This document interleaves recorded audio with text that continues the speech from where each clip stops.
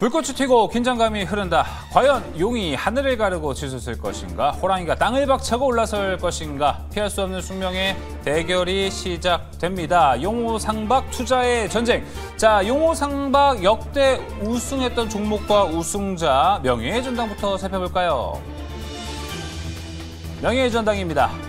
자, 에이텍으로 우승했던 박병주 매니저를 시작으로 조기준 매니저, 백인엽 매니저 두 번이죠. 그리고 강시환 매니저. 지난달에 산일전기 35%로 우승했습니다. 자, 저희 매번 말씀드리죠. 최고가가 아니라는 것 먼저 말씀드립니다. 자, 이어서 그렇다면 현재 우승을 했던 우승자 명예의 전당도 살펴보겠습니다.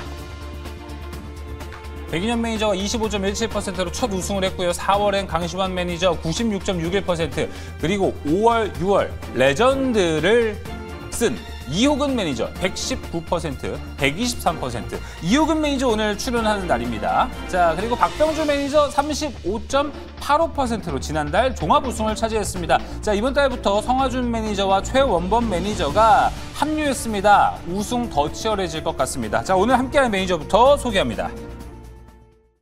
냉정한 시장, 오로지 수익을 위한 대결이 시작된다. 햄버거 발굴의 달인 이효근 매니저, 트렌드세터 강시환 매니저, 최상위 수급주만 공략 최원범 매니저, 시세 분출의 추적자 성하준 매니저. 용호상박 투자의 전쟁 지금 시작합니다.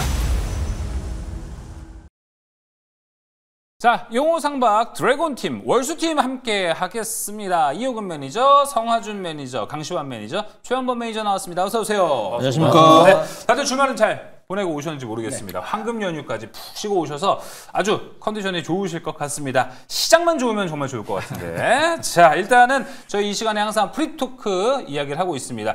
현재 시장에서 가장 뜨거운 주제, 가장 관심 있는 주제를 저희가 용호상박팀에서 엄선해서 항상 이야기를 나누는데요. 자, 오늘의 프리토크 주제부터 먼저 공개해 보겠습니다.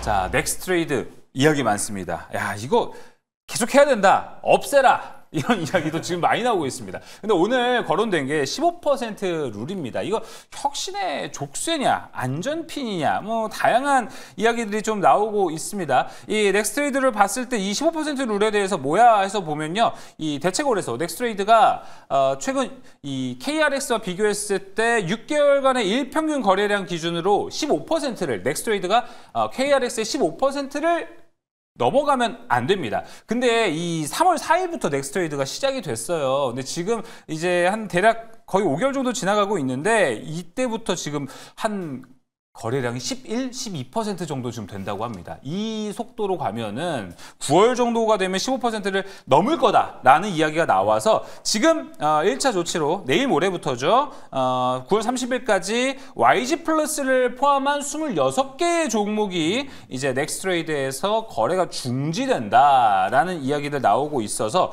뭐 다양한 이야기 나오고 있습니다. 이참에 없애라, 뭐 이런 이야기도 있고, 이게 현재 시장에서 그래도 조금 다양한 거래의 폭을 넓혀주지 않냐, 뭐 이런 이야기 나오고 있어서 다양한 이야기 있는데 매니저님들의 생각은 좀 어떨지 궁금합니다. 오늘 어느 분 먼저 이야기 좀 해주시겠어요?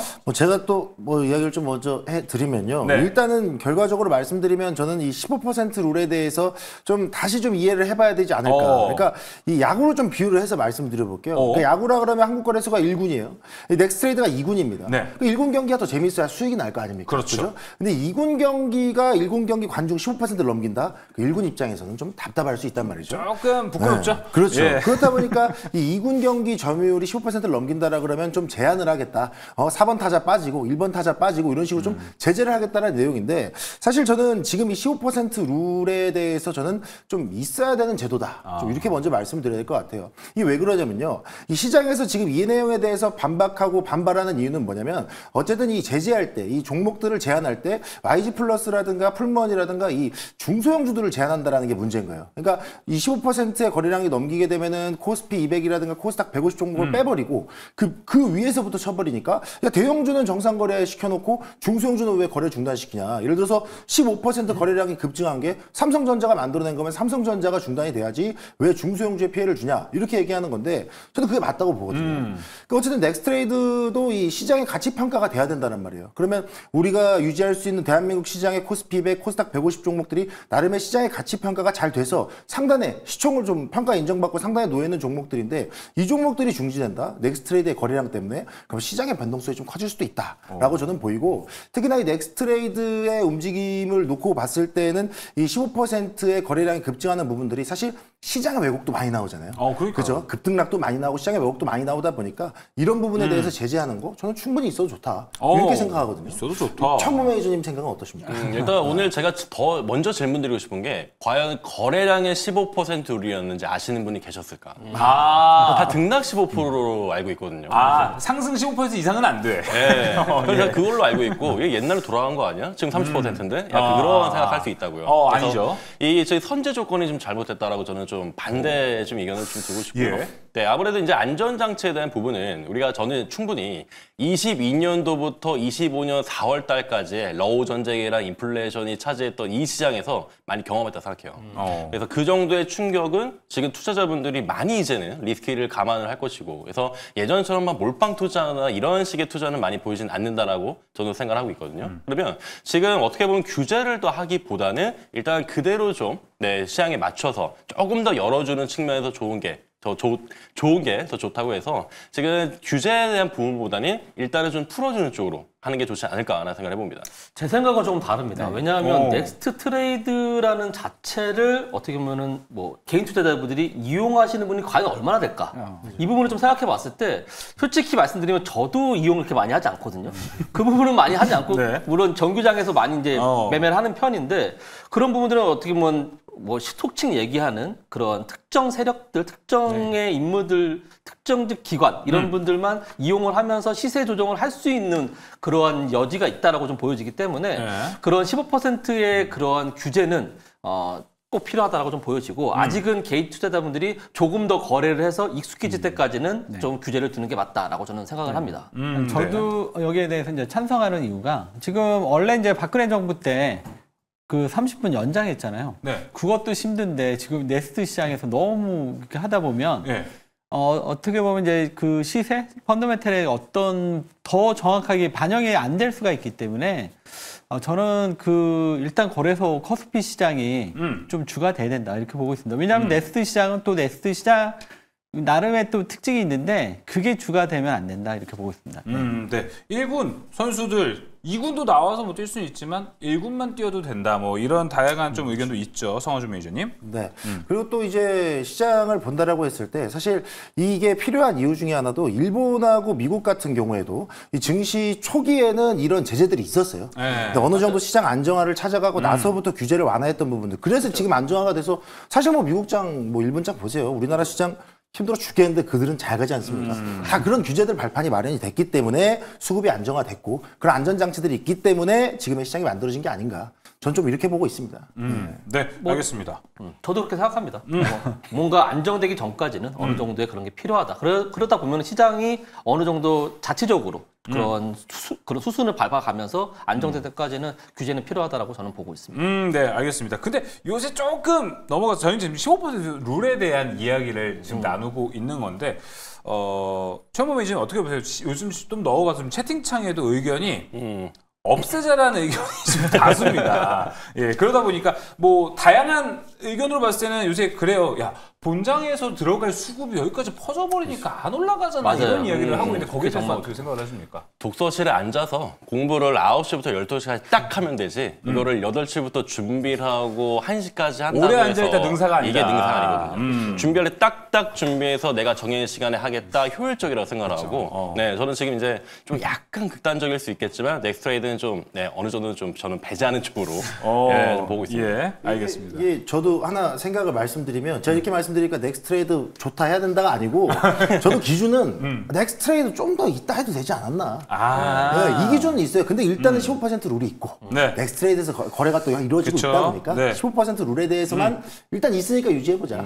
그 넥스트레이드의 유동성 좀 아쉽긴 하죠. 그렇죠. 여러 가지 저희도 좀 이제 생긴 지 1년도 안 됐고 보완해야 되는 시간도 여러 가지 좀 필요합니다. 1년 지나서 또 어떨지 거기에 대해서 저희가 또 그때 또 용어상박에서 함께 이 이야기 넥스트레이드에 대한 이야기를 또 나눠 나눠보면은 또 좋을 것 같습니다. 네, 오늘 프리토크 15% 룰에 대한 이야기를 함께 좀 나눠봤습니다. 아마 진짜 최현범 매니저 이야기대로 이거 상승 하락 15%로 보는 거 아니야로 생각하시는 분도 있으실 것 같은데 거래량에 기반했다라는 거 꼭꼭 챙겨가시면 좋을 것 같습니다. 자, 일단 용어 상박 본격적으로 들어가 보겠습니다. 저희 순위부터 한번 살펴보고 올까요? 8월 수익률 대결 한창 지금 진행 중입니다. 종목별 수익부터 살펴보겠습니다.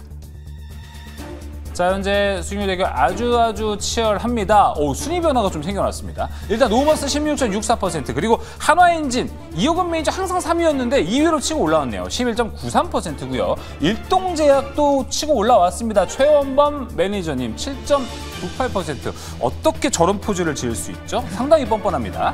자, 이어서 현재 우승권에 가까워지고 있는 매니저 누굴까요? 종합순위 살펴보겠습니다.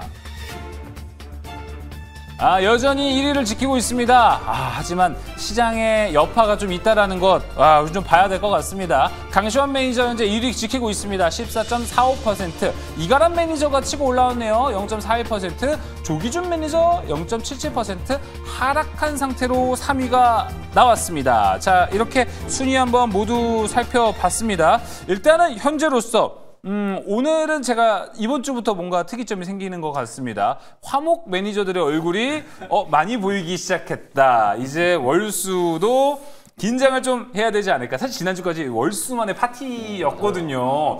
야, 이거 좀 흐름이 여러 가지 좀 바뀌는 것 같습니다. 이 바뀐 흐름, 저희가 넥스트레이드에 대한 이야기를 앞서 해봤습니다. 그래서 이거 연장선상이 될지 모르겠는데 자, 성하준 매니저와 제가 오프닝 때도 얘기를 드렸습니다. 일단 지난 정부에서 한 언론사의 단독 보도가 좀 나왔습니다. 저 원전주의 여러 가지 좀 이야기들이 파장이 좀 나왔습니다. 넥스트레이드의 순기능은 이런 거일 수도 있고요. 그렇죠. 현재 시세가 좀 나오고 있다라는 거. 오늘 원전 관련 뭐 두산 에너빌리티, 한전기술 등 이제 현재 넥스트레이드에서는 좀 주가가 빠지고 있습니다. 그래서 많은 분들이 원전주 이거 내일 피해야 되는 거 아니냐, 큰일 나는 거 아니냐 걱정하시는 분들이 좀 있을 것 같습니다. 그렇죠. 한전기술 리뷰 먼저 해볼게요. 그렇죠. 이제 한전기술 걱정하시고 뭐 한전 KPS, 두산에너빌리티 관련해서 지금 걱정하시는 분들이 많으실 것 같은데 일단 내용을 잠깐 좀 정리해 드릴게요. 그러니까 우리가 이전에 이 체코 원전 수주를 따내면서 기분 좋게 출발했던 원전주에 대한 흐름. 사실 이게 살짝 좀 지연되는 듯 보였다가 사실 주도세도 모르게 갑자기 체결 완료 만세를 외치는 분위기였었단 말이에요. 그래서 그에 대한 자세한 계약 내용들이 어떻게 됐었는지 뭐 약간의 또 뭐 이제 카더라 통신에 대한 이야기들만 좀 나오고 있었는데 이 부분에 대해서 단독 보도가 나왔고 내용을 보니까 야, 이거 불평등 계약 아니냐라는 이야기들이 나오고 있어요. 뭐 세부 내용도 일부 좀 설명을 해드리자면 뭐 원전 한 기당 이 웨스팅하우스에 최소 1조 원 이상의 그 금액을 좀 지급해야 된다라는 이야기들도 있고 뭐 SMR을 포함한 차세대 원전을 수출한다라 그러면 그 부분에 있어서 웨스팅하우스의 검증을 받아야 된다. 거기에다가 나중에 뭐 원전 수출하고 나서 연료 공급권까지 웨스팅하우스가 가져가게 되면서 현 시점에서는 이게 우리나라 한국 원전이 사실상 미국에 이게 종속된 게 아니냐라는 지적이 나와버린 거예요. 그러다 보니까 이런 부분들이 넥스트레이드의 순기능이겠죠. 순기능으로서의 주가의 흐름들이 좀 다소 부진한 흐름들이 나왔어요. 근데 지금 뭐 주가 보시면 아시겠지만 마감 자체는 좀 일부분 만회하는 종목들도 있고, 그죠? 이제 옥석가리가 필요할 거 아니겠습니까? 실제 피해보는 기업들과 아니면 섹터의 흐름인 기업들. 그래서 흐름이 좀 이제 정확하게 또 아예 뭐 하한가를 찍는다거나 이런 흐름이 나오진 않았어요. 그래서 일단 정규장 흐름을 봐야 될 텐데 일단 저는 여기에서 여러분들한테 초점으로 말씀드리고 싶은 건 실제 이 부분은 저는 그렇게 종속관계를 보고 악재로 꼭 가져가야 할 만한 내용인가라는 생각이 일부 있어요. 그리고 지금 시장도 약간은 단독 보도이기도 하고 이 부분을 약간 긴가민가 하는 듯한 움직임이 있기 때문에 전 내일 정규장이 좀 중요하다라고 생각이 드는데 제가 이걸 꼭 이 종속이라고만 보지 않는 건 뭐냐면요. 어쨌든 이번에 다가올 한미 정상회담에서 이 마스가 프로젝트 조선에 대한 이야기는 끝났어요. 그죠? 사실상 도장을 찍은 상태고 그럼 앞으로 또 전력 산업에 대해서 어디에 우리가 미국과 동맹의 또 역할을 좀 수행할 수 있을까라는 것을 본다라 그러면 원전 또는 반도체거든요. 게다가 여기에다가 이 원전 르네상스의 흐름까지 본다라 그러면 한미 그 정상회담에서 원전에 대한 재료까지 붙는다. 그러면 오히려 저는 이게 종속 관계가 아니고 이 미국 원전 르네상스에 우리 한국 기업들이 동맹 관계로 같이 갈 수 있는 게 아닌가. 그러니까 동행할 수 있는 게 아닌가라고 생각을 좀 해야 될 것 같아요. 물론 체코 원전 수주에 대한 내용들은 약간의 좀 종속적인 특징이 있습니다만 그 추후를 보자는 거죠. 항상 악재가 발생하면 악재를 끌고 가는 게 아니고 그 이후의 흐름을 봐야 되는 거예요. 그래야 내가 이 단기납폭이 저가 주가 매수 타이밍인지 아닌지가 나오는 거거든요. 그렇기 때문에 현 시점에서는 미국 원전 르네상스에 대한 우리나라 주요 기업들의 이 동행이 저는 오히려 더 이슈로 굵어지지 않겠는가라고 보이고, 이 중에서 이제 한전기술 같은 기업 같은 경우에도 이 엔지니어링 전문 기업 입장에서는 이 글로벌 프로젝트에 꾸준히 참여할 수 있다는 기대감도 나오게 되잖아요. 예. 그렇다 보니까 현 시점에서는 이 한미 정상회담의 원전의 협력이 저는 오히려 이 지금의 악재를 잠깐 밀어두고 단기 낙폭으로 만회하고 그 반발 매수가 또 들어올 수 있는 강력한 좀 트리거가 되지 않을까. 그리고 아시겠지만 최근에 두사에너빌리티부터 일부 원전주들이 하방을 지지를 받아주면서 버티는 중이었거든요. 단기적으로 좀 깨는 자리가 나온다라 그러면 저처럼 중장기적으로 원전에 대한 그 수혜를, 그리고 또 이 체코 원전뿐만 아니고 뭐 폴란드라든가 이집트라든가 주요 국가들에 대한 추가적인 수주 기대감이 잡히면서 저는 오히려 반발 매수가 붙들어오지 않을까. 그래서 저는 한전기술에 대한 흐름들은 꾸준히 지켜보셔도 좋고, 아직 손절가 터치도 안 했고 흐름 좋습니다. 그래서 맞습니다. 저는 내일 정규장 그리고 다음 방송에 또 한 번 리뷰를 해드리도록 하겠습니다. 네, 내일 일단 정규장의 흐름 중요할 것 같습니다. 내일이 돼서 어떻게 해석을 하냐. 현재는 단독 보도기 때문에 여러분 일단 주가는 출렁해서 걱정은 좀 되실 것 같지만 성화준 매니저가 그래도 좀 괜찮지 않을까라는 좀 안심을 줄 수 있는 이야기를 했습니다. 뭐 일단 일각에서는 그런 것도 있습니다. 10조 원전 한 킬로 팔았을 때 10조 정도를 번다고 하죠. 그 안에서 1조 10%나 되는 분량일 수는 있지만, 자, 우리나라 같이 SMR 불모지에서 수출을 하는 데 있어서 필요한 사용료다. 라고 하는 기준도 있습니다. 그렇기 때문에 우리나라 일단 산업이 커지고 봐야 된다라는 거 봤을 때는 아직은 좀 우리가 어떻게 지켜봐야 할지는 내일 시장에서 파악을 해야 될 것 같다라는 것도 있고요. 지금 뭐 우리나라 원전 기업들은 마스가에 이어서 마누가라는 말도 지금 나오고 있습니다. 그렇죠. 메이커 아메리카 뉴클리어 그레이드 어게인으로 나오고 있습니다. 여기에 대한 기대감도 좀 받을 수 있지 않을까 싶습니다. 한전기술 성화준 매니저와 함께 리뷰를 좀 해봤습니다. 자, 그러면 성화준 매니저는 오늘 먼저 온 김에 용어삼박 본격적으로 시작해보죠. 오늘의 종목은요? 네, 오늘의 종목은요. 지난 방송에 이어서 저는 반도체 쪽에 집중을 하도록 하겠습니다. 예. 사실 원전주에 집중하려고 했는데 반도체 쪽으로 살짝 비중 또 늘려보고 정규정 봐야 되니까. 자, 오늘의 종목은요. PSK 홀딩스를 말씀드려보도록 하겠습니다. 최근에 삼성전자와 SK 하이닉스의 미국 내 패키징, HBM 투자 확대가 공식화되고 있는 분위기죠. 앞서 말씀드렸듯이 한미 정상회담에서 가장 중요한 의제로 거론될 부분들이 원전과 반도체일 가능성이 매우 높습니다. 그렇다 보니까 현 시점에서 이 PSK 홀딩스의 이 기술적 강점이 주가에 반영될 수 있는 시기이지 않을까라는 부분으로 포커스를 잡아보시면 좋을 것 같은데요. 이 HBM4 공정에서는 이 기존보다 적층 단수가 12단 이상으로 늘어나게 되고요. 게다가 이제 실리콘 관통 전극의 개수가 2배로 증가하게 됩니다. 그럴수록 뭐가 중요하겠습니까? 이 세밀한 부분들 그리고 불량률을 줄이는 기술들이 중요하죠. 그에 대한 기술들을 갖고 있는, 그 장비를 갖고 있는 게 PSK 홀딩스입니다. 뭐 리플러워 장비, 디스컴 장비라고 이야기하는데 이 부분에 대해서는 이 국산화시켜서 이 반도체 주요 3강 삼성전자, SK하이닉스, 마이크론에 공급할 수 있는 기업은 PSK 홀딩스가 지금 유력하지 않나라는 부분들을 보시면 좋을 것 같고요. 추가적으로 봐야 될 것은 지금 이제 반도체 관세에 대한 우려가 조금씩 나오고 있는 상황 속에서 이 미국 내 투자에 대한 확대가 이끌어 나오느냐라는 게 좀 중요한 포인트가 될 것 같아요. 이 미국 내 공장을 짓고 투자한다라는 모멘텀이 발생했을 때 비로소 반도체 관세에 대한 우려를 뗄 수 있기 때문에 현 시점에서는 삼성전자, 미국 텍사스 테일러에다가 패키지 라인 증설하고 있죠. SK하이닉스 인디애나에다가 첨단 패키지 공장 착공 들어갔습니다. 이런 재료들이 같이 합쳐진다라 그러면 우리나라 반도체 관련된 기업들의 이 관세에 대한 우려가 좀 일부 해소되면서 오히려 이제 중장기적으로 뭐 전기 유지 보수라든가 장미 판매 매출이라든가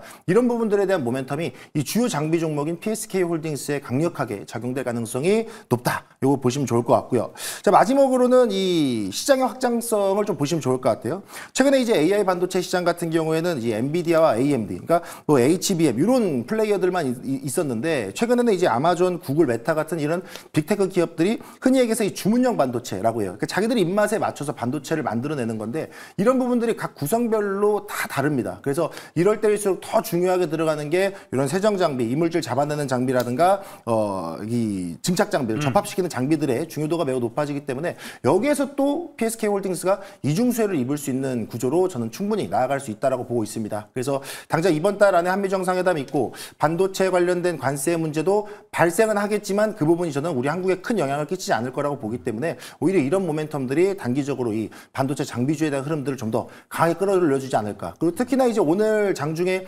반도체 관련주가 지난 우리가 연휴였던 날 이 미국의 필라델피아 반도체 지수가 밀리면서 이제 영향을 받았던 부분들이 있거든요. 그럼 저는 사실 그 부분이 왜 우리 시장에 이렇게까지 크게 낙폭으로 작용이 돼야 됐을까? 그래서 저는 충분히 기술적 반등까지 겹칠 수 있다라고 보고 있기 때문에 PSK홀딩스는 장비주의 대표 종목으로서 한번 꼭 지켜보셔라 말씀드리겠습니다. 네. 자, 차트 보면서 가격 전략 설명드리도록 하겠습니다. 일단은 매수가는 36,600원 부근에서 초가까지 분할 매수 대응해 보시면 좋을 것 같고요.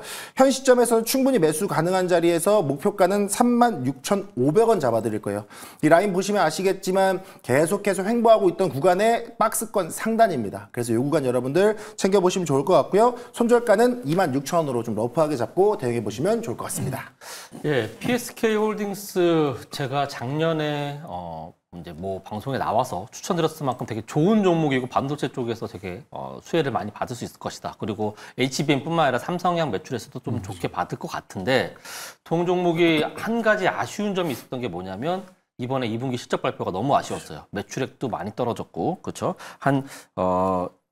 그 컨센서스 대비해서 29% 하회했고 영업이익은 52%나 하회를 했습니다. 그런 부분들이 어떻게 보면 어닝 쇼크가 나온 부분이기 때문에 그런 부분들에서 이제 PSK가 조금 앞으로의 좀 주가가 올라감에 있어서 둔화되지 않을까라는 걱정이 되고 있고 또 심지어 오늘 목표가 하향 보고서가 저기 신한증권에서 나왔어요. 그런 것들이 단기적으로 모멘텀에 있어서 올라갈 수 있을 때 저해가 되지 않을까라는 생각이 듭니다. 그 부분에 대해서 우리의 궁금증을 좀 해소시켜 줬으면 좋겠다라고 말씀드리겠습니다. 사실 이제 제가 저번 그 종목을 말씀드릴 때도 실적에 대한 이야기를 해드리면서 그런 말씀 드렸어요. 실적에 대한 쇼크는 단기적인 리스크로 주가에 반영되면 그것을 끝으로 봐야 되고 오히려 실적에 대한 리스크가 좀 하향 조정이 된다거나 하회한다라는 부분들이 물론 투자 심리를 아예 위축시키지 않을 겁니다. 하지만 그럼에도 불구하고 지금 시장에 이 실적에 대한 리스크를 덮을 만큼의 이 호재가 있기 때문에 저는 여전히 좀 유효하다라고 보고 있는데 사실 이 PSK홀딩스처럼 이 실적에 대한 종목들의 움직임이 나온다라 그러면 이 실적에 대한 흐름이 주가에 100% 반영되는 건 또 아니거든요. PSK홀딩스 같은 경우에는 실적 발표가 나오고 52% 영업이익이 하회했음에도 불구하고 주가가 다른 종목들처럼 밀리거나 하는 부분이 없었어요. 굳건하게 좀 자리를 지켰단 말이죠. 게다가 이번에 일부 증권사에서 레포트를 해서 이 목표 주가를 좀 하향 조정했는데도 내용 자체는 좋았단 말이에요. 맞아요. 그렇기 때문에 현 시점에서는 저는 여전히 말씀드리는 이 패키징 장비 관련된 부분들의 수혜가 오히려 PSK홀딩스에 더 긍정적으로 반영될 수 있다. 그렇기 때문에 실적에 대한 리스크는 저는 단기 쇼크 그리고 지나치고 중장기적으로 성장의 흐름 반등 나올 수 있다. 이렇게 말씀드리겠습니다. 종목 쇼호스트야. 설득이 되는데요. 네, 살만한 것 같다. 네. 제가 이제 질문하고 싶은 건 아까 이제 실적 얘기했잖아요. 근데 이제 장비주는 실적 나올 때 확 나왔다가 실적이 안 나오면 이게 확 꺾이거든요. 그래서 보통 실적 잘 나올 때 팔고 나와야 되는데 지금 PSK홀딩스가 이제 실적이 꺾였다는 얘기는 약간 이제 이 상승이 피크치고 약간 꺾인 거가 아닌가 이렇게 보여지는데 거기에 대해서 어떻게 생각하세요? 사실 지금 실적에 대한 부분들은 일단 4분기 실적, 지난해 4분기 실적의 피크를 한번 찍어놓고 지금 약간 실적 피크론에 대한 이야기 나오는데 저는 이렇게 말씀드리고 싶어요. 실적 피크와 주가 피크는 겹칠 수가 없어요. 그러니까 그게 100% 겹치면 우리나라 주식시장에서 그냥 공시만 보고 있으면 다 돈 법니다. 그죠? 그러다 보니까 제 입장에서는 지금 실적에 대한 피크에 대한 이야기는 있지만 오히려 그 실적 피크 이후에 이번에 예상치를 하회했다. 근데 시장에 대한 모멘텀이 더 접혀 들어온다. 저는 충분히 회복할 수 있는 가능성 충분히 있다. 이렇게 말씀드리겠습니다. 저는 좀 삼중고 쪽을 말씀드리고 싶은 게 첫 번째는 이제 매매 동향. 그래서 8월 달 들어와서 기관이 하루 빼고 계속 순매도를 했거든요. 그다음에 이제 반도체 관세. 그리고 제가 또 말씀드리고 싶은 거는 또 이제 바닥 확인이 아직 안 되지 않았냐. 그래서 주봉이랑 월봉 보시면 약간 애매하거든요. 그래서 거기에 대한 부분에 좀 매매 동향 쪽으로 좀 괜찮을지 궁금합니다. 기력이 있어요, 없어요? 기력이 없죠. 아니, 근데 오늘도 저는 3질문. 감사합니다. 자, 일단은요, 기관에 대한 매매 동향에 대한 부분들은 뭐 생각 안 할 수가 없죠. 기관이 나름대로 이 종목 주가의 선행지표다라고 이야기하는 사람들 많다 보니까 기관을 무시할 수는 없지만 말씀드리고 싶은 건 기관이 던지는 물량 누가 받아요? 외인들이 받습니다. 기관들이 던졌는데 개인들이 열심히 담는다라 그러면 약간 좀 우려스럽죠. 그죠? 개인은 거의 뭐 인버스적인 존재니까. 근데 그럼에도 불구하고 외인들이 담는다. 그리고 PSK홀딩스뿐만 아니고 반도체 소부장주를 외인들이 지금 조용히 계속 담습니다. 그렇기 때문에 저는 반도체 소부장 시장에 대한 이 기관들의 우려는 있지만 외인들의 재료는 충분히 있기 때문에 반등 나올 수 있다라고 보이고요. 뭐 고유 관세에 대한 부분들 때문에 PSK홀딩스뿐만 아니고 반도체 소부장 종목들이 지금 좀 지지부진한 흐름들이 좀 기술적 자리, 지지부진한 흐름들이 좀 나와요. 근데 PSK홀딩스는 저는 이 정도만 충분히 반등 나올 수 있는 자리 가 있다라고 보고 있기 때문에 저는 여전히 하단이 여전히 잘 지지받아주고 있다. 반등짜리 충분하다. 이렇게 말씀드리겠습니다. 자, 성화준 매니저의 종목은 오늘도 일단 반도체로 와봤습니다. PSK 홀딩스. 자, 어떤 또 주가 퍼포먼스가 나올지 일단 많은 질문들을 다 처리해낸 모습이었습니다. 자, 그럼 이제 다음 순서로 넘어가 볼게요. 이호근 매니저 순서로 가보겠습니다. 자, 이호근 매니저 일단은 종목 순위에서 우리가 확인해봤습니다. 종목 순위 3위를 지키고 있다가 2위로 팡 치고 올라온 한화엔진 리뷰를 좀 해봐야 될 것 같습니다. 아, 여전히 시장은 조선주가 제일 좋은 것 같아요. 네네. 지난번에도 이제 그 조선주 말씀드렸을 때 어디가 중요하냐는데 그때 제가 말씀드린 게 엔진이었거든요. 그렇죠. 네, 하나엔진 역시 실망시키지 않고 올라오고 있습니다. 일단 하나엔진에 있어서 이제 가장 이제 중요한 포인트는 사실 오늘 이 종목이 목표가를 달성했어요. 그래서 이제 이거를 포트 아웃 할 수도 있었지만 지금 여전히 여기서 포트 아웃 하기에는 너무 아깝다. 그래서 일단 계속 보유하는 전략으로 말씀드리겠고요. 일단 이 종목 목표가 43,000원으로 지금 여기서 이제 눌림목 주고 다시 한번 치고 나가는 자리입니다. 그래서 일단 제 그 욕심 같아서는 한 5만 원 잡고 싶은데 지금 시장이 워낙 이제 변동성이 좀 크니까 일단 43,000원 잡아보도록 하겠고요. 반면에 지금 이 시장에서 또 어느 순간에 또 갑자기 빠질 수도 있고 하니까 익절가는 39,500원으로 전정해서 이 종목을 웬만하면 계속 끌고 가도록 하겠습니다. 네. 자, 2차 목표가 제시됐습니다. 43,000원이고요. 자, 현재 만약에 오늘 같은 시장이 유지가 되면은 조선 그리고 기자재 쪽으로 수급이 더 몰릴 가능성 또한 있습니다. 그리고 익절가도 제시가 됐습니다. 39,500원 체크했으니까 이 부분도 함께 보시는 분들 잘 참고해 보시면 좋을 것 같습니다. 자, 일단 이호근 매니저님, 한화엔진 11.93% 수익 아주 축하드린다는 말씀 먼저 드리겠고요. 자, 이 기세를 몰아 바로 종목 가볼까요? 네, 오늘 좀 특별한 종목 하나 준비해봤습니다. 특별한 종목. 보성 파워텍 오늘 종목으로 준비해봤고요. 뭐가 특별한가요? 이 회사가 실적이 잘 나왔더라고요. 그러니까 과거에 이제 보성 파워텍은 제가 이제 그렇게 썩 선호하지 않았던 종목인데 이번 2분기 실적 보고 저도 깜짝 놀랐습니다. 이 회사가 지금 보시면 이제 2분기 때 영업이익이 136억. 만약에 그리고 매출이 한 558억 정도 나오면서 이번 2분기 실적에 아무도 주목하지 않는데 이게 지금 상당히 좋게 나왔습니다. 그러면 이 흐름이 어떻게 할 건가? 이제 과거에 재룡전기라는 종목이 있었는데 재룡전기도 과거에 이제 남북경협 테마주다 그래서 제가 이제 선입견을 가지고 있었는데 그 종목이 결국 이제 미국 때문에 많이 갔었거든요. 근데 이제 보성파워텍도 지금 이 AI 시대에 있어서 전력에 대한 이 필요 이 부분 때문에 결국 이제 이 전력기기나 이쪽 전력 관련 주들이 결국은 다시 한번 또 강세를 보이는 게 아니냐 이렇게 보여집니다. 보성파워텍 간단히 말씀을 좀 드리면 이 회사는 이제 송배전 자재하고 변전소에 이제 철골 이 송전 철탑. 그러니까 이제 우리가 이제 그 산이나 뭐 이런 데 가다 보면 이제 이렇게 큰 이제 철탑들 많이 보이는데 이 부분이 주로 이 회사의 매출이다 이렇게 보시면 되겠고요. 앞에서도 얘기했지만 이제 데이터 센터의 이제 전력 수요가 이제 증가에 따라서 이 회사도 다시 이제 봄을 좀 맞이하는 게 아니냐 이렇게 보여집니다. 그래서 그런지 2분기 실적 상당히 좀 잘 나왔고요. 지금 이번에 나온 이 매출이 작년에 이제 수주를 받았던 게 이제 이번에 매출로 나오면서 이제 상당히 올라온 건데 지난 정부는 이제 전력 쪽에 그렇게 이제 크게 신경을 쓰지 않았음에도 이제 수주가 나왔던 거거든요. 근데 이번에 이제 새로운 신정부는 전력 쪽에 좀 상당히 에너지 뭐 고속도로라든가 이 부분에 상당히 좀 그 신경을 쓰고 있기 때문에 앞으로도 좀 기회가 많이 생기지 않을까 이렇게 보여집니다. 그래서 보성파워텍이 약간의 이제 원전 테마라는 부분이 조금 이제 약간은 좀 내일 부담은 되지만 역시 앞으로 큰 그림에서 보성파워텍이 이제 새롭게 실적주로 나온다는 점에서 주목하시면 되겠습니다. 가격 전략 말씀드릴게요. 일단 매수가는 차트를 제가 다시 한번 잠깐 띄워놓고요. 네, 보성파워텍 이제 매수가는 3,386원 정도에서 시초가 말씀드리겠고요. 목표가는 일단 4,500원, 손절가는 3,000원 말씀드리도록 하겠습니다. 네.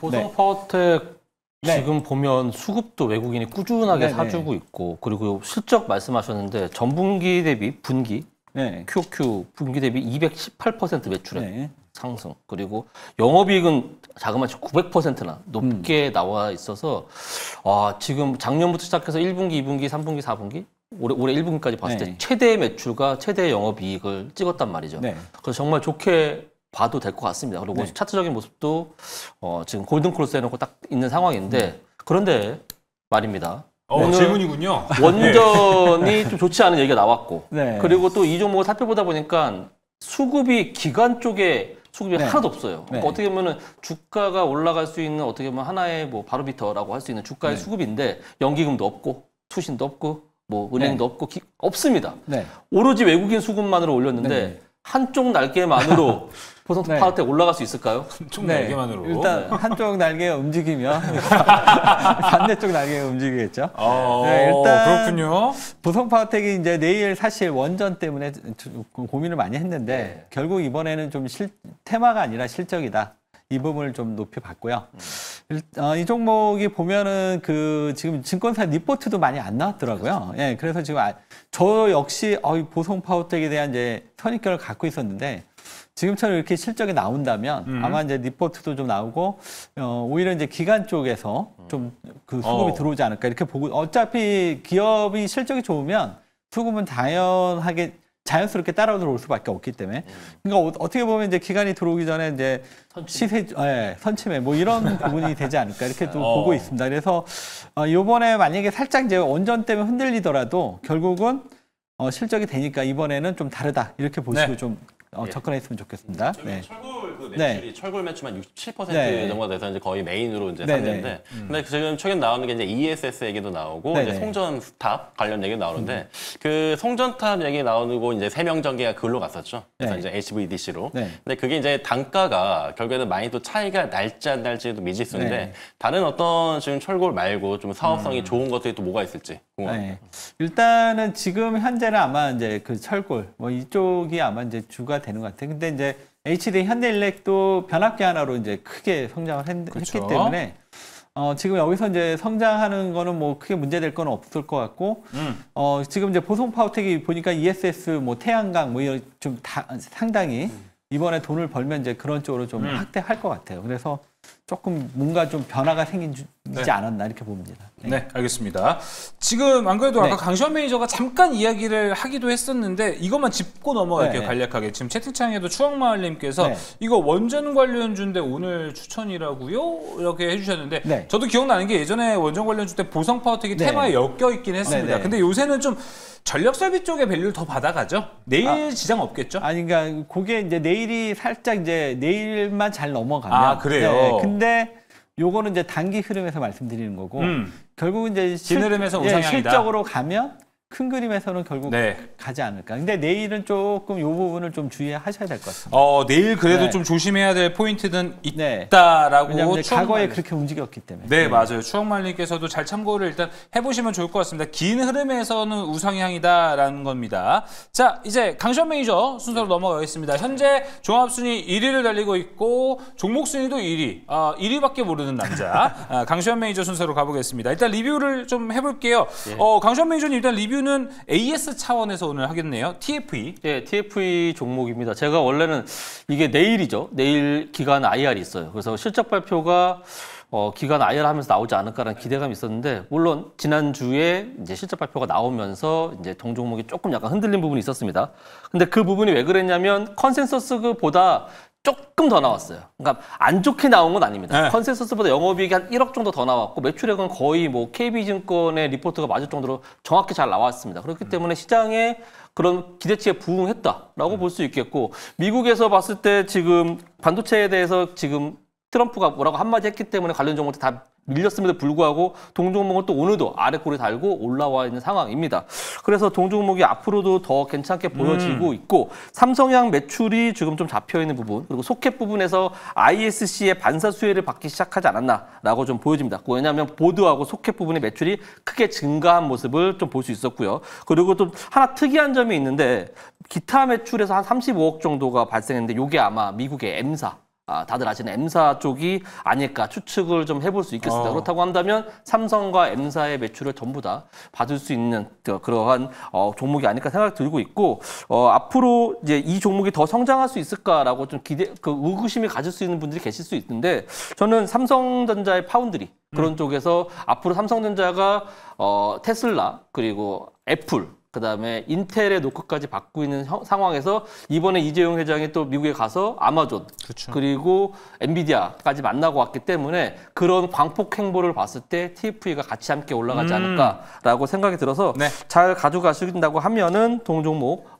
좋게 잘 올라가지 않을까. 근데 한 가지 단점이 있어요. 뭐가 있냐면 제가 이 회사의 주담하고 통화하려고 전화를 했는데 전화를 안 받아요. 고객과의 소통, 그러니까 개인 투자자와의 소통이 조금 안 되는 부분. 내일 IR에서 그런 내일 IR에서 그런지 모르겠지만 봐요. 그 부분에서 아마 시원하게 나오지 않을까라는 생각이 들기 때문에 목표가까지 홀딩하셔서 꼭 수익 가져가시길 바라겠습니다.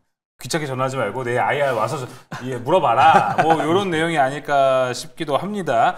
자, 그럼 이제 강시원 매니저님 내일 또 노려볼 수 있는 종목 1위가 건네주는 종목 과연 뭘지 궁금합니다.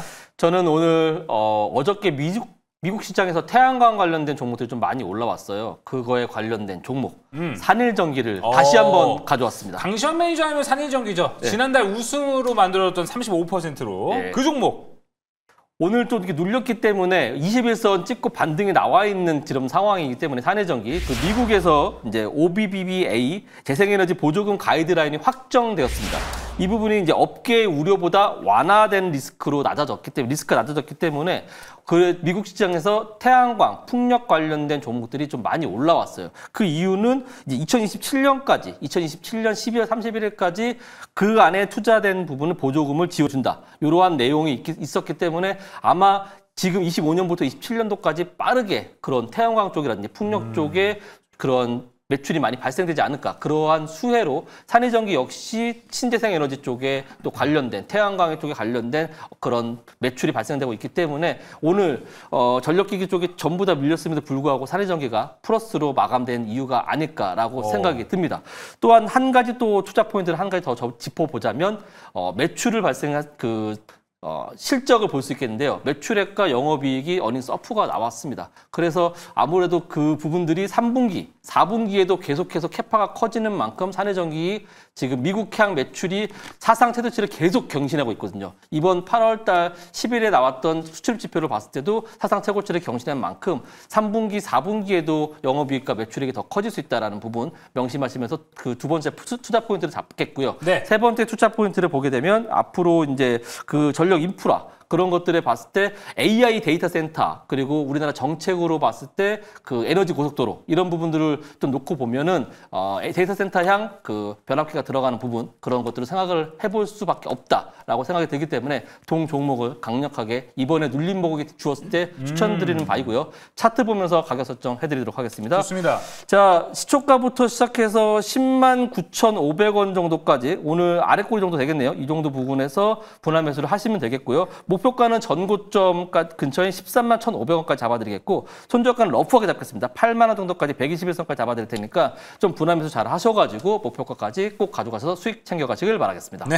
네, 해외 수출에 대한 모멘텀 좋습니다. 저도 산일전기, 재룡전기, 전력설비 관련주 좋아하는데 사실 국내에서는 효성중공업, LS일렉트릭, 일진전기 같은 주요 업체들이 있고 해외로 가게 되면 GE, 지멘스 같은 주요 업체들이 있어요. 근데 이제 이런 주요 기업들과 어깨를 좀 나란히 하고 있는 상황인데 여기에 산일전기가 미국향 수출 비중이 빠르게 늘어나고 있습니다. 네. 그런데 말입니다. 네.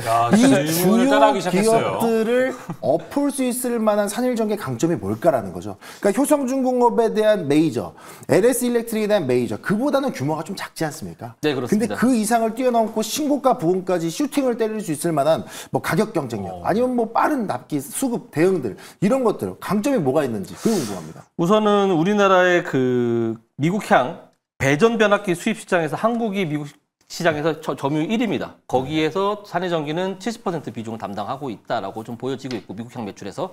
그리고 제가 아까 전에도 서두에 말씀드렸듯이 어제 태양광 관련된 종목들이 올라간 이유, OBBBA 이 부분들에 대해서 2027년도까지는 아직 기간이 남아 있기 때문에 그때 발생되는 태양광 관련된 종목들의 수입 오더를 받을 수 있을 것이라는 기대감이 남아 있는 겁니다. 그래서 전력기기 쪽이 약간 힘들음에도 불구하고 오늘 버텨준 이유가 그게 아닐까라고 생각이 들고 있고 앞으로 한미 정상회담에서도 아마 전력기기 얘기도 같이 AI 데이터 센터 향이 커지면서 그다음에 노후화된 그런 전력 설비들을 또 얘기가 나올 테고 거기서 같이 콜라보로 형성돼서 좋게 나오지 않을까라는 생각을 가져봅니다. 네. 저 같은 경우는 일단은 이 산일전기 변압계 그러면 또 우리 용어 상박은 효성중공업이죠. 네, 그래서 스탑일 텐데 효성중공업이 지금 MSCI 지수 편입 예정이라는 거죠. 맞죠. 그러면 제가 생각했을 때는 산일전기가 이제 신고가까지 썼고 그러면 거기에 대한 수급이 지금 효성중공업 쪽으로 좀 더 가지 않을까에 대한 리스크에 대한 좀 답변이 필요할 것 같습니다. 효성중공업 좋죠. 어닝 서프라이즈 7월 달에 나오면서 좋은 기대를 받았고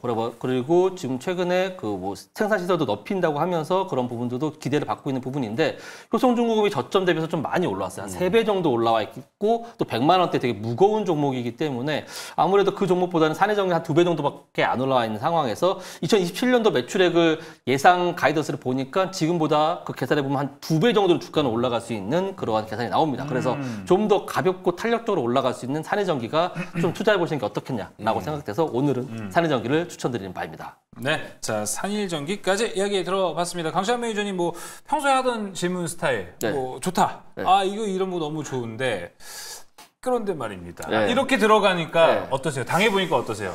우선은 저는 좋게 생각해요. 왜냐면 좋다라는 얘기를 해줬잖아요. 좋다라는 얘기를 해주니까 내가 좋은 종목인데 이게 그렇다고 해서 그 질문이 또 안 좋은 내용은 아니고 이거에 특출난 뭐는 있느냐 이런 거기 때문에 더 좋은 얘기를 해주는 것 같아서 저는 오히려 좋게 받아들이고 있습니다. 질문 공부를 참 잘해왔구나. 잘해왔다. 질문 준비를 잘해왔구나. 또 자기 어필도 되는 거고요. 그렇죠. 알겠습니다. 자, 강시환 매니저의 산일전기까지 한번 살펴봤습니다. 또 지난달에 갖고 와서 엄청난 수익을 보여줬기 때문에 이번 달도 여러분 기대해 주시면 좋을 것 같습니다. 자, 이제 최원범 매니저 순서로 가보겠습니다. 최원범 매니저 일단 리뷰부터 가볼게요. 지난 시간에 소개했던 릴동제약 매수 포인트가 너무 좋았습니다. 이틀 연속 올라가고 있고요. 지금 벌써 8% 수익 거의 가까워지고 있습니다. 여전히 좋을 것 같아요. 분위기가 좋아요.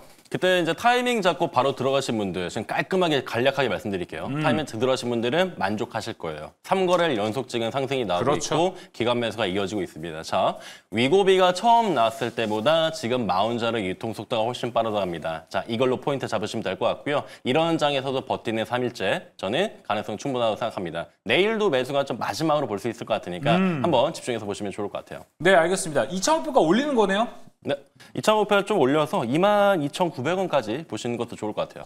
벌써 목표까지 달성했다는 것도 일단 정말 대단하다라고 좀 생각이 듭니다. 2차 목표까지도 올라갈 수 있을지 관심 있게 지켜봐 주시면 좋을 것 같습니다. 자, 이 기세를 몰아 최원범 매니저의 오늘의 종목도 살펴보겠습니다. 네, 저는 장이 반등을 할 거라고 생각을 하고요. 반등한다. 네, 그러면 당연히 이제 형님 먼저 코스피부터 이제 수급을 채울 것 같은데 오늘 코스피 종목 대장주 중에 하나. LG CNS 말씀드리도록 하겠습니다. 스테이블 코인의 아버지. 네, 그렇기도 하죠. 네, 그래서 AI 지금 데이터 센터로 이제 좀 메인 재료가 잡혀 있는데 제가 이제 8월 달에 적극적으로 밀고 있는 스테이블 코인 STO까지 이제 재료가 이제 겹재료가 있으니까 보시면 좋을 것 같아요. 자, 다들 아시듯이 LG그룹 계열입니다. IT 서비스 플랫폼 대표 기업이죠. 자, AI 데이터 센터를 구축할 수 있는 기업은 LG CNS가 국내 유일합니다. 이런 점을 포커싱 잡으시면 좋을 것 같고요. 국내 최초로 인도네시아의 1,000억 원, 1,000억 달러 규모의 AI 데이터 센터 수주가 또 일어났습니다. 그래서 AI 지금 관련해서 AI 국가대표 AI 포함이 됐고요. 과기 정통부 장관 출신 분이 LG 출신이시죠. 자, 이런 부분들이 지금 겹재료가 계속해서 오르고 있다는 점. 그리고 기술적인 차트 바로 좀 확인하게 되면요. 자, 지금 차트 한번 보시게 되면은 1차 대시세 구간이 나왔었고, 그리고 이제 구간 돌파가 다시 시작할 것 같습니다. 2차 대시세를 먼저 선취관점 갖고 가시고 싶은 분들 보시면 좋을 것 같고요. 목표가는 79,000원, 손저가 6만 원 말씀드립니다. 네, 제가 그 질문 하나 하겠습니다. LG CNS 같은 경우가 지금 AI와 스테이블 코인 이렇게 볼 수가 있는데 AI는 요즘 약하거든요. 그럼 결국 이 회사가 갈 수 있는 게 스테이블 코인이 될 것 같은데 오늘 스테이블 코인 관련주들이 좀 강했습니다. 특히 이제 다음 주에 그 서클 사장이 방한한다. 뭐 요 소식 때문에 이제 들썩들썩 하는데 만약에 이 다음 주에 방한을 한다면 이거를 그냥 단순하게 단기 테마로 봐야 될지 뭐 그거랑 상관없이 그냥 주도주로 LG CNS를 계속 끌고 가야 될지 거기에 대한 답변 부탁드리겠습니다. 네, 제가 우리 용호 선배 이제 처음 데뷔해서 제가 처음 이제 섹터를 잡은 게 스테이블 코인이잖아요. 네. 그래서 저는 이 6월 달에 새롭게 시작된 시장의 메커니즘과 스테이블 코인이 새롭게 시작된 섹터 단순 테마는 아니라고 생각하고 있고요. 이제는 테마를 넘어서 완연하게 자리 잡는 네, 글로벌 기조랑 같이 하자라는 그런 부분입니다. 그래서 한국은행이나 CBDC에 대한 관련된 플랫폼 구축을 이미 설립을 또 한 종목이고요. 어찌됐든 간에 지금 기술적으로 이제만 올라오기 시작한 선취관점으로 보시는 게 좋을 것 같습니다. 알겠습니다. 최현범 매니저의 오늘의 종목은 LG CNS입니다. 8월 내내 일단은 현재는 좀 지지부진한 흐름을 보여주고 있는데 다시 한번 또 스테이블 코인 관련해서 올라갈 수 있지 않을까. 또 아주 좋은 종목입니다. 국회의원도 갖고 있는 종목이기 때문에 또 올라갈 포인트 충분히 가져갈 수 있습니다. 자, 오늘도 4종목 모두 나왔습니다. 정리 한번 하고 돌아오시죠.